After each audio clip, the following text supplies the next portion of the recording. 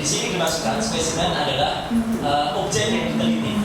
Jadi artinya objek yang diteliti ini kalau disimpan di P7 dan P8 ini adalah sebuah unggahan digital atau sebuah upload yang berada di kanal dulu namanya Twitter, sekarang disebut sebagai X karena sudah diakuisisi bernama X ya.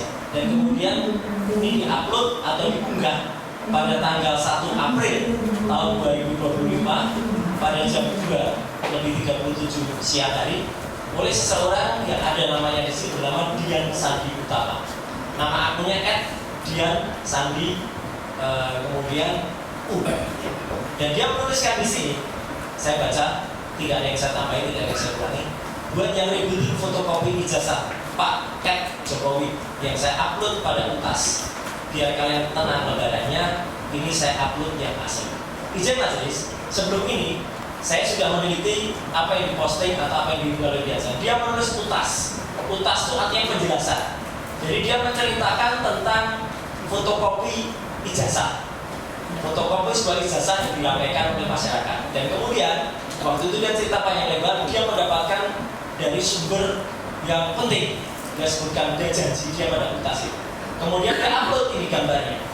Tapi gambar yang dia upload ini sebenarnya kalau dari sisi telematika, dan kebetulan izin majelis, saya adalah termasuk dulu orang yang disebut dalam tim Koordinasi Telematika pembuat perancang perumus Undang-Undang ITE nomor 11 tahun 2008 yang kemudian direvisi menjadi Undang-Undang nomor 19 tahun 2016, terakhir menjadi Undang-Undang nomor 1 tahun 2024. Apa yang diposting oleh Dian Sandi ini sebenarnya adalah pelanggaran berat terhadap pasal 32 dan 35. Saya bukan ahli hukum, jadi saya yang menyampaikan saja kenapa saya sebut pelanggaran. Karena apa yang dia lakukan itu adalah sudah membuat dapat diaksesnya. Dia membuat dapat ditransmisikan. Sebelumnya tidak ada fisik atau tidak ada gambar ijazah ini yang beredar di sosial media berupa gambar berwarna. Sebelumnya memang ada. 3 tahun sebelumnya, saya tidak tahu majelis apakah ini dipakai sebagai bukti atau tidak. Ada seorang dekan di Fakultas Kehutanan yang hanya menunjukkan fotokopi hitam putih. Tapi itu adalah hitam putih. Hitam putih dari sisi digital forensik dan dari sisi telematika tidak bisa diteliti atau sulit diteliti karena tidak mengandung unsur warna. Apa yang diupload oleh Dian Sandi ini sangat-sangat krusial, sangat-sangat vital, karena dari sinilah kemudian nanti kalau diizinkan saya akan mempresentasikan juga apa yang sudah saya analisis, meliputi error level analysis, histogram, kemudian luminance and gradients, dan juga analisis-analisis yang lain. Karena sekali lagi, titik awal dari penelitian digital forensik adalah pada saat postingan Dian Sandi Utama tanggal 1 April 2025 dan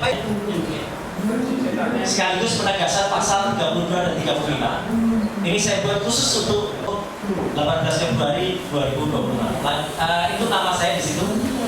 Nomor handphone saya terbuka. Silakan kesehatan. Lanjut, next.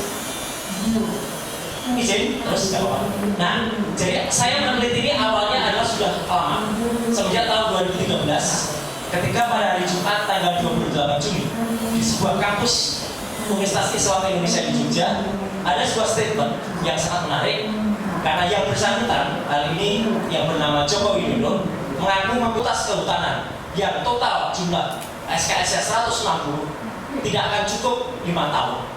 Jadi ini pasti kalau orang yang pernah belajar akan berpikir ada sebuah yang tidak benar atau sebuah kebohongan di sini. Lanjut, next.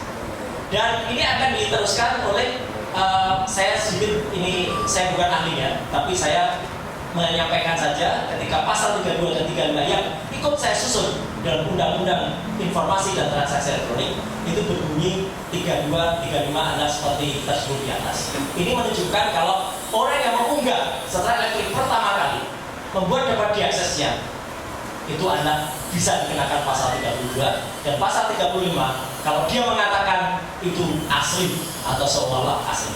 Postingan seharusnya. Lanjut, next. Nah, penampakan pertama ini yang tadi sudah saya sebut, majelis. Dr. Sigit Sunarta, kader PSI di X pada 1 April yang sebenarnya harusnya masuk seharusnya pemilik ijazah marah karena ijazah dia bagus, lurus, dibuat miring. Saya tidak perlu meneruskan semiring apanya, tapi artinya ketika ijazahnya miring, ya, ini seharusnya masuk dalam pasal 32 dan 35 Undang-Undang ITE. Lanjut.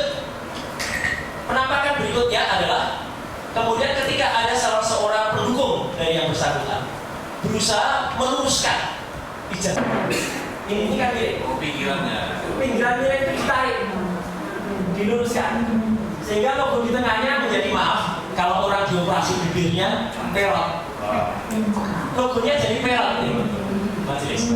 Itu kan dengan gambar di sampingnya, saya tampilkan logo yang benar, ya, itu menjadi miring logo UGM, dan ini membuat salah lagi.